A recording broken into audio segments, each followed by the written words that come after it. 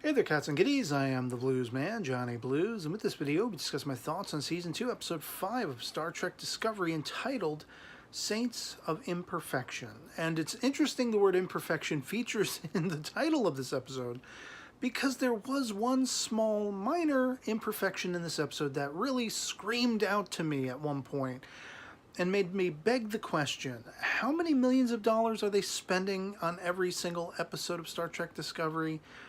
And somehow this got past somebody. There is a scene toward like the 2/3 mark of the episode where when Tilly is reacting to something May has said to her, her Delta insignia is reversed. It's on this side rather than where it normally ought to be for a split second. But it screamed out to me. I noticed it immediately and it irked me because I'm like, how much money is being funneled into this show? And like, even if they needed a reverse shot like that, a reactionary shot like that, you couldn't have had somebody go in and do a last minute digital swap. I used to be able to do things like that in the old MS Paint or bitmap files on my old laptop ages ago. And it was done relatively convincingly to the eye in like a brief matter of seconds in any case. So there's that. There was a minor imperfection. The Delta badge swapped sides, and it actually called back to mind when the J.J. Abrams 2009 Star Trek, the first trailer for that, there was a sequence, the scene where Kirk has to goad Spock into choking him, getting angry at him. And in the trailer, there was a whole lot of hullabaloo, a whole much ado about nothing, because for all intents and purposes, there's a split second where Spock is choking Kirk and you see the comm badge or the, insignia flipped, reversed very similarly to in this episode. And I remember forum posts and articles written about this, and somebody, like a producer or Abrams himself, had to actually come out and say, no, that's just the trailer. Just the way the trailer was edited. The final film will be different. It'll be correct in the final film. Don't sweat it, folks. And but that's the way we Trekkies and Trekkers are sometimes. We sweat the finer details. There was also a detail that kind of made me go, again, relating to the insignia, or in this case, as I first referred to it, the comm badge. Ash Tyler, who returns via Section 31, apparently Section 31 uses the comm badge. How many decades ahead of the next generation? I mean, we're not even at TOS point yet. And they've already got that, and they've already got all this, tech, and everything visually looks different and all that kind of stuff. I do have to say, there was a little bit of dialogue toward the end of the episode when the Admiral shows up again, and you have Pike and the Section 31 commander. They're all talking, they're all powwowing, and they bring up the tachyons. And they're speculating, ships under, cloak, or potentially time travel, maybe both, maybe neither, that kind of thing. And it felt very much to me like that is how they're going to explain how this is Prime Star Trek, Prime timeline Star Trek, but not canon Star Trek. There's a whole grand debate that has been going on as of, the time of this recording very recently about canon, which is everything that's been televised Trek from TOS to the last episode of Enterprise, and then what is considered Prime, which are apparently they're no longer mutually exclusive. They're their own entities now, and they mean two different things now. And so this is my theorizing, my speculation is that bringing up the tachyons, bringing up the potential for time travel or interdimensional travel, or something. There's something grander. Could this be bleed back even from the 2009 Star Trek film where Spock Prime used the red matter, which as a result of which, trying to stave off the destruction of Romulus, created a whole new timeline? Is this bleed back from that? Is that why things visually don't line up and don't sync up with where they're supposed to be in 10 years' time at TOS time? That kind of thing. It feels very much because there have been little nods and hints that I've talked about, and many other people who talk about Discovery have been pointing out in the dialogue as of late. The whole idea of the hologram communications framework versus, on-screen talking, the idea that the Klingons have hair again, and, now that they're no longer in time of war, Apparently they go, skinhead whenever it's time to battle or whatever. Does that go along with their sharpening their teeth? And such like that. There have been little corrective lines of dialogue. And so that aspect of the tachyons, that aspect of, they didn't have to say time travel, but the fact that they did, it immediately was a red flag waving at me, like screaming out at me, oh, well, wait a minute. We know what we're doing. We're trying to fix things. And when everything is said and done, when the dust settles and Star Trek Discovery is finally said and done and it's, completed its run, whatever like that, things will have gone back to normal, or if not, failing that, we'll at least have a solid explanation for why it's so different. But in any case, let's get to the episode at hand, Saints of Imperfection. I thought it was interesting. I liked some of the little nods, hearing about Deneva from Captain Georgiou to the Section 31 commanding officer, as well as Pike when he first encounters him. He talks about Cestus 3, wrangling alligators on Cestus 3.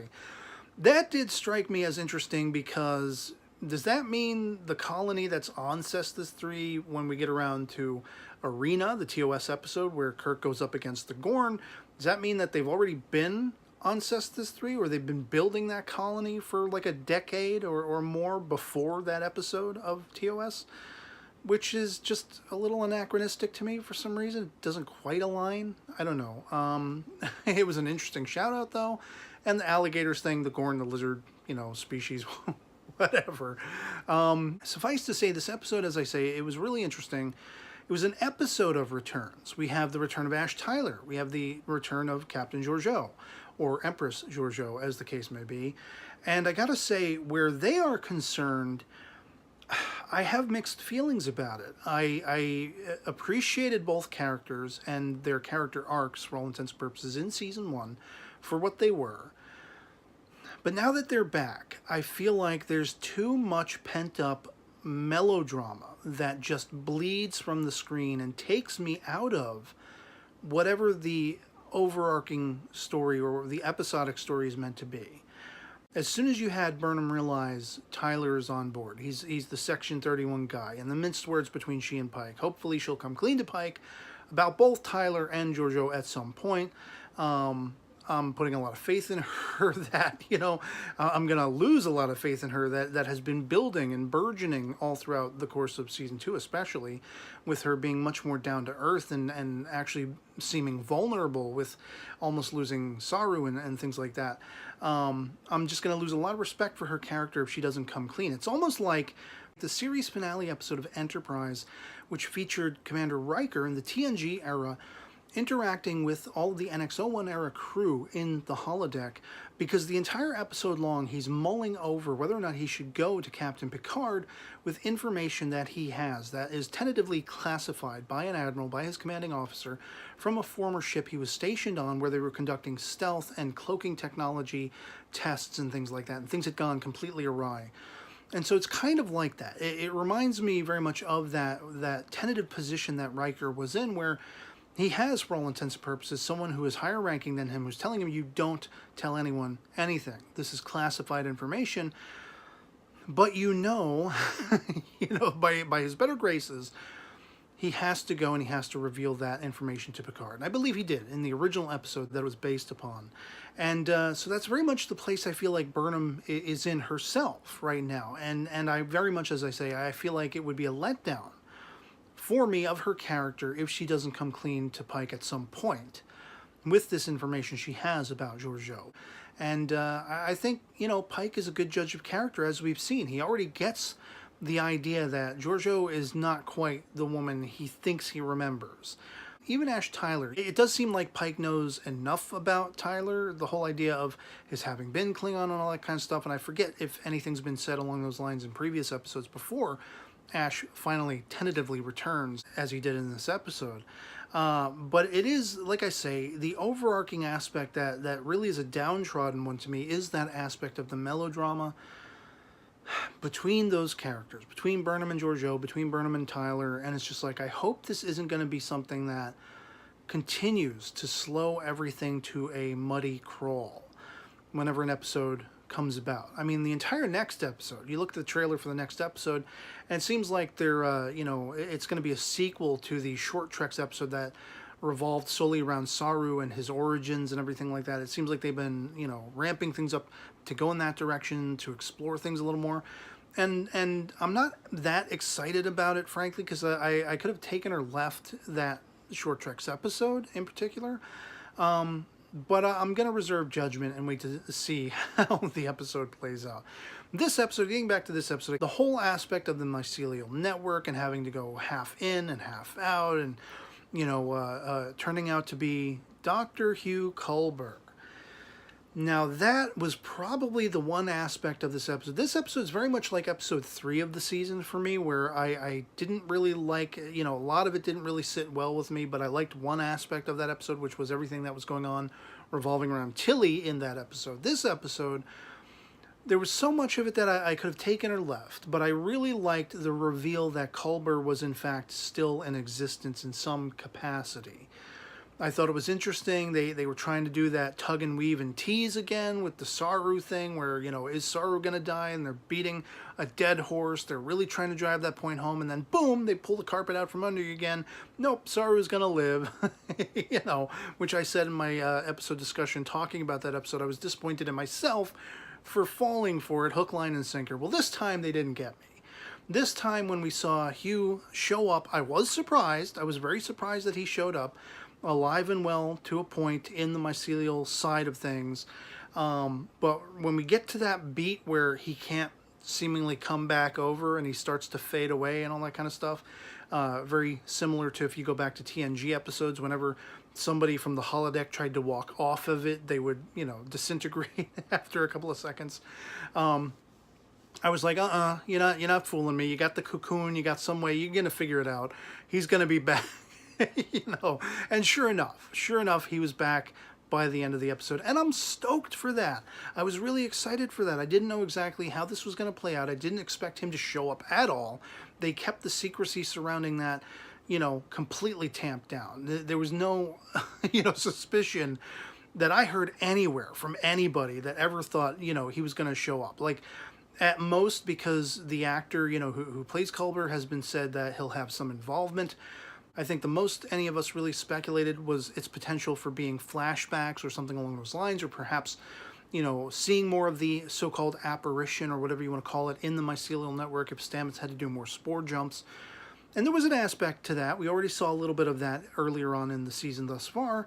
But I did secretly hope and speculate that maybe that meant at some point they would bring the character back. And sure enough, they did. And while it was not as resounding as it maybe ought to have been or could have been, once we see him, sort of reform, buck-ass naked, as it were, back on the Discovery, I was like, oh, hell yes. Awesome sauce. I'm so happy.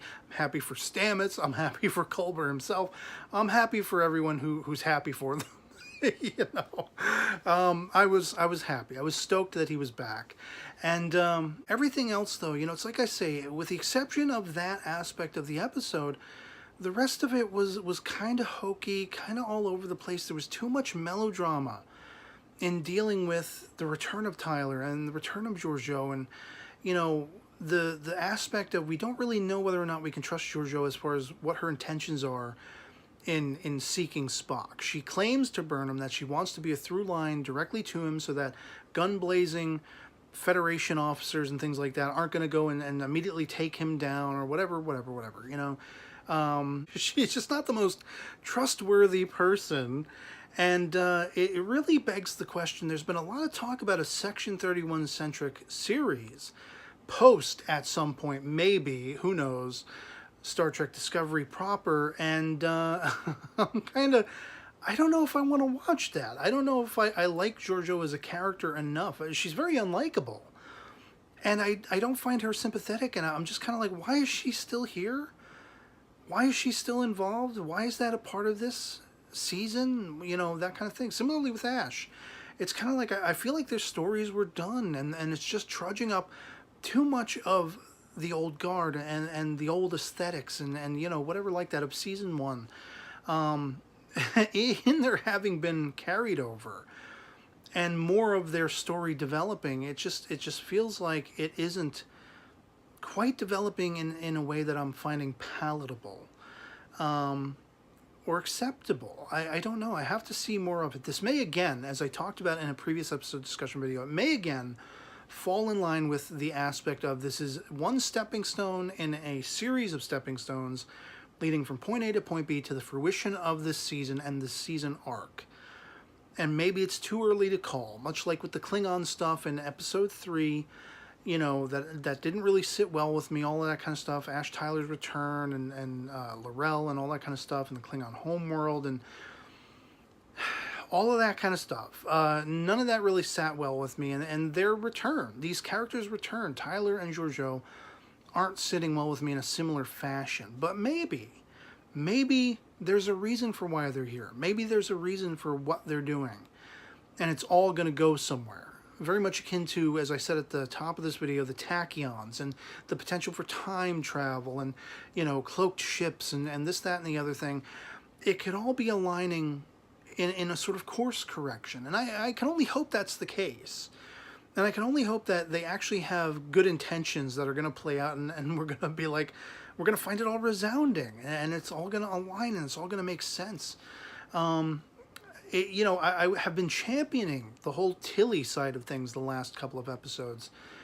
And now that feels like it's done. It feels like the whole, is it done? The mycelial network, the spore drive, you know, now that they've seemingly sealed that corridor, is that now closed off well and truly for good? It would have been nice to have some dialogue to that effect, to put a cap on that bottle, to know, okay, now we're not going to utilize this anymore. There's no need, and what's more, there's actually danger of doing so, so no longer is it going to be a part of things.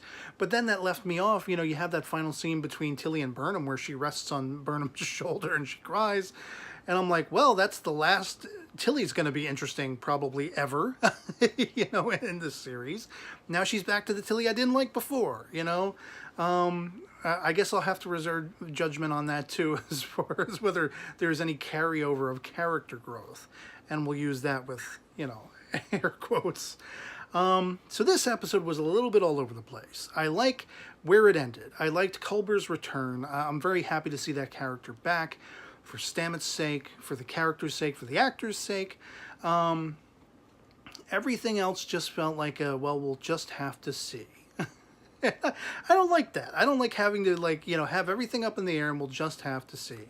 And kind of like the DC Universe series Titans with the preview for the next episode, here we are again. We're going to spend a whole episode that doesn't deal with the overarching plot of the Red Angels, the Red Entities, the Red Energy Signatures, Spock. Where is Spock? Are we ever going to find Spock? I knew it wasn't going to be Spock, incidentally. When they went after the shuttle in this episode, I didn't know it was going to be Georgiou on board, but I was like, who else is it going to be?